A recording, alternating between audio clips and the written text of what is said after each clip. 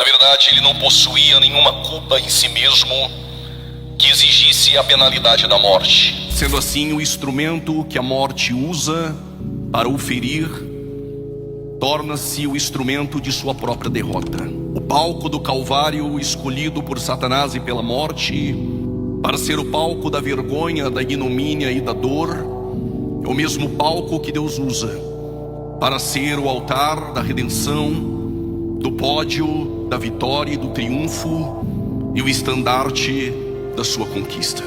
A cruz é a garantia da nossa esperança.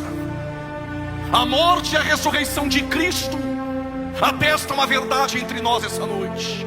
Que verdade é esta? 1 Coríntios capítulo de número 15.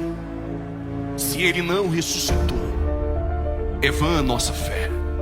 Se Ele não ressuscitou, estamos mortos em pecados.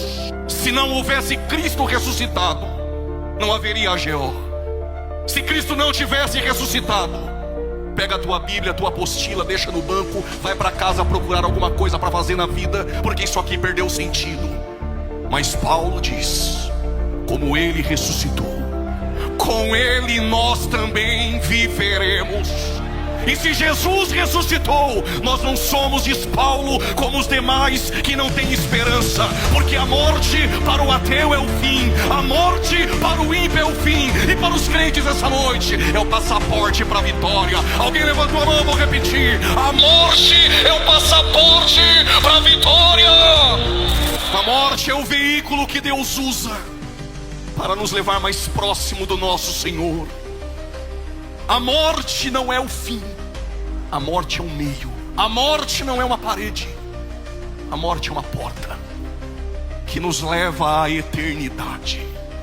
E Paulo atesta esse pensamento aos coríntios dizendo: Cristo as primícias, e depois os que são de Cristo na sua vinda.